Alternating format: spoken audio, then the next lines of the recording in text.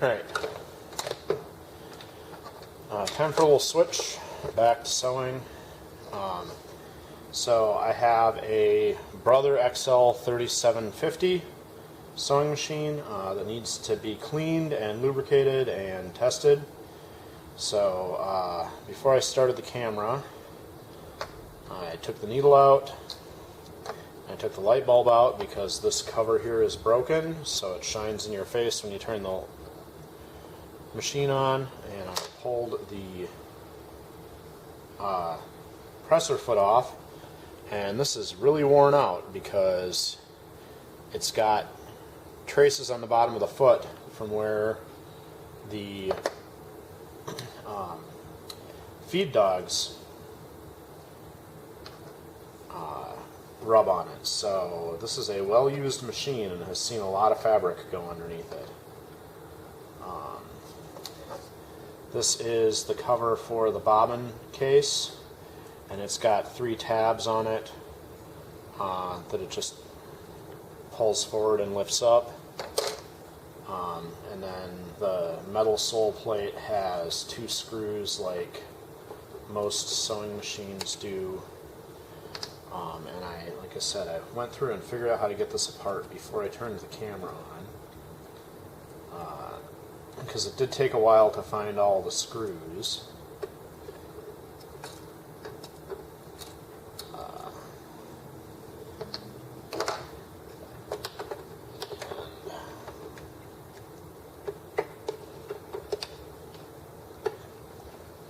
The sole plate here is a pain because there's a tab here that goes under the plastic, and then these 2 brackets here interact with the bobbin case here.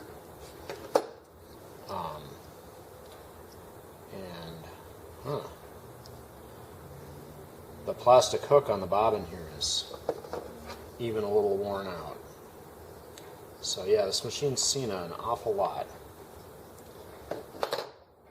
But we're going to set all that aside, and then this is a modern machine, so it's designed to have very minimal oiling locations. It's got one on top here, which I guess my camera's not far enough away to see that. There's one oiling location on the top here. Alright, so it's a modern machine, which means it doesn't have a lot of oiling spaces. It's also got a 2-part case, plastic front and back. There are 2 control knobs that I removed already when splitting this, because otherwise the knob interferes with the case splitting. And then I looked across the back and found all of the screws that hold the front and back of the case together. And now the case lifts gently and pops like that. Because as you can see here, the stitch adjustment knob stays in place on the back main frame, but the tension adjustment on the front stays in the front case. So, okay, cool. Now,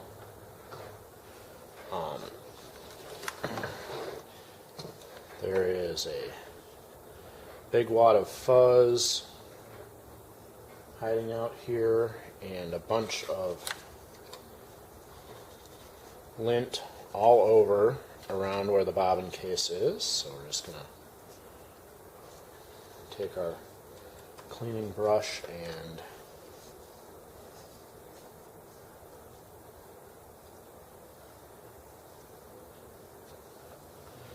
get that largely out of there.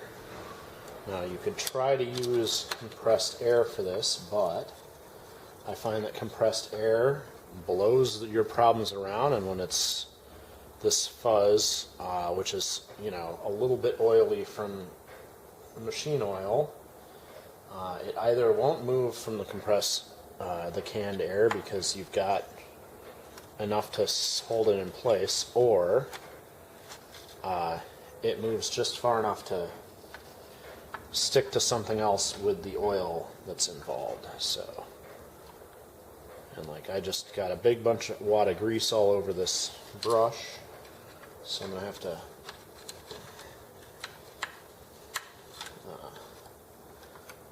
get another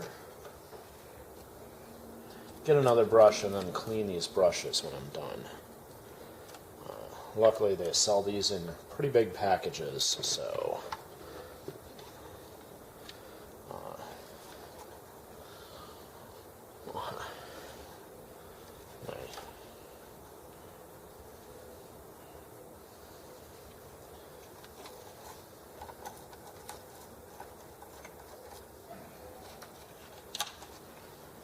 make sure we get everything there.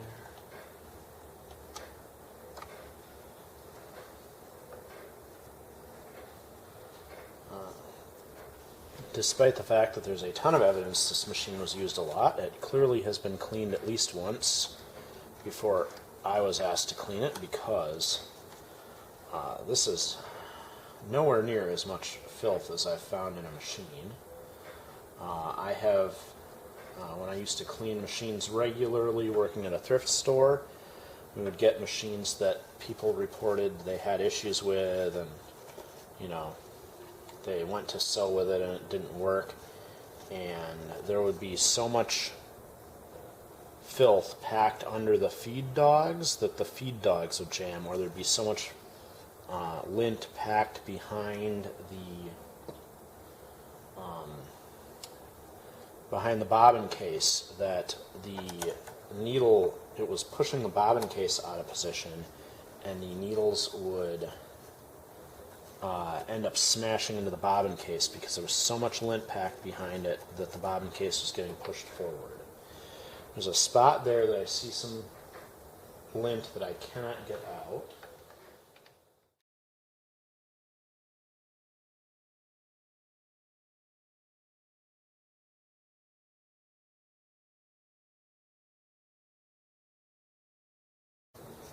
And then all of this is behind the case, so there's no good way to clean it without taking the case off.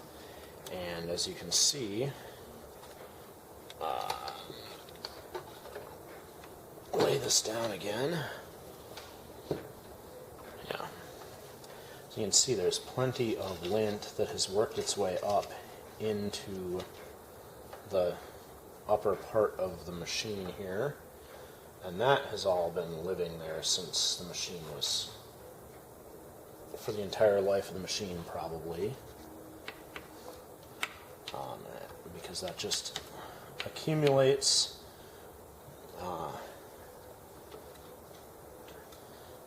as the fine amounts of thread from, or lint from the thread. So the thread path is up here. So all of this lint is just from the thread going through the machine. No fabric contributed to the lint in the upper part of the machine, which is part of the reason you rarely have to clean the upper section of the machine, because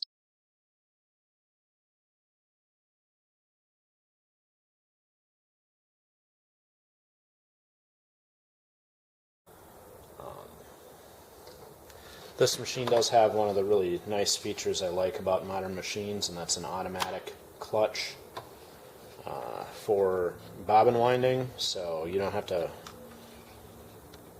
loosen the clutch on the hand wheel to stop the needle from running when you wind a bobbin. When you do it, the bottom end just hits the clutch there and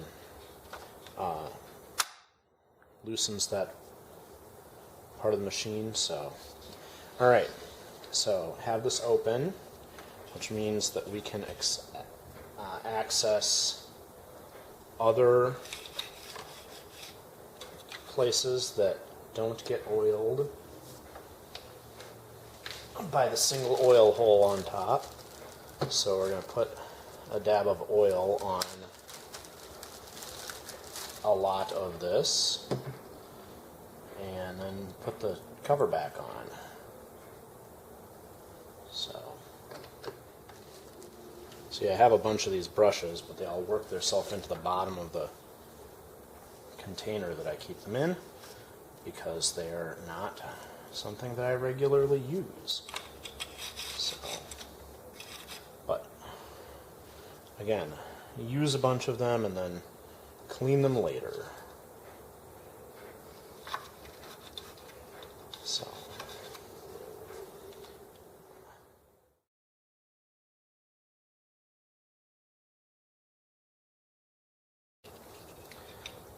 There are bearings here and here for the main shaft, and then there's several points here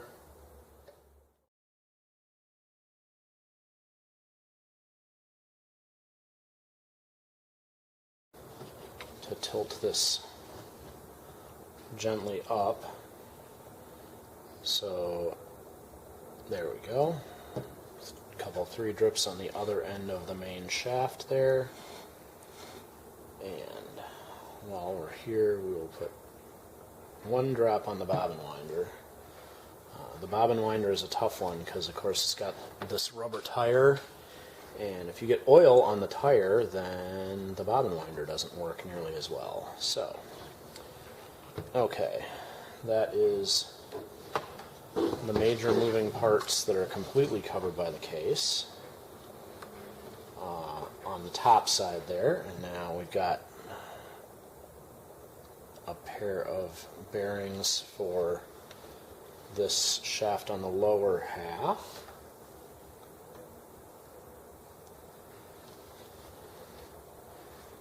And there's a bearing here for, I just rotated around and almost knocked the pedal off the table. There's a bearing underneath the bobbin case, and those are nylon gears too, so they don't need a ton of lubrication, and they shouldn't really get any oil directly on them, but you still need to lubricate the shafts because the shafts are metal and riding in metal blocks.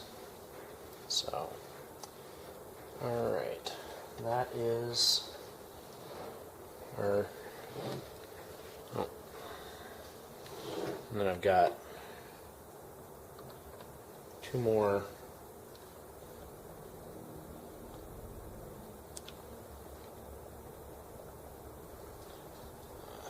there's a worm gear shaft that drives the built-in cams for the stitches. That needs to get some oil on it. Otherwise, these machines come with plenty of grease all over the inside. This one still has plenty of grease on the other major parts, it looks like. So I'm not worried about that. We'll just get the cover back on. And then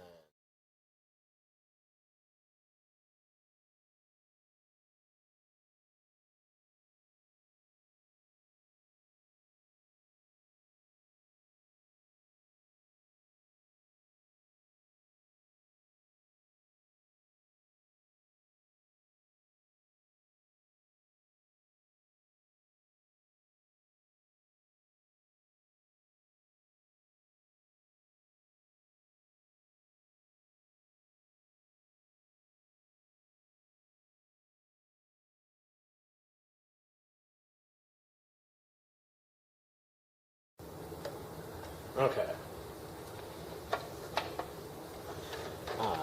Time to put the selector knobs back on. So the nice thing is, because these have to turn this stuff, they're keyed. You just have to make sure that you pop this over that, and then there we go. That's locked in there. And there's a C-clip or E-clip, depending on who you're talking to, that belongs on there. And just have to... Oh, the screwdriver is apparently magnetic. I didn't know it was magnetic.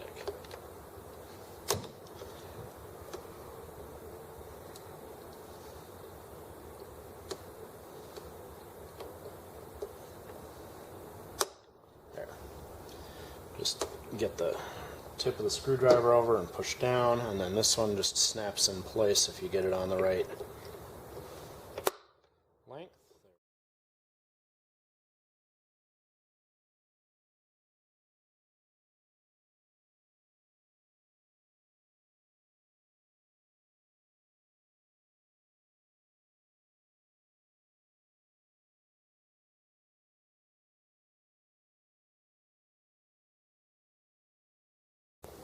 Alright, I got to put back together. I got this put back together and did a test run. 2 different color threads. Lets you check your stitch, and it's stitching quite nicely. So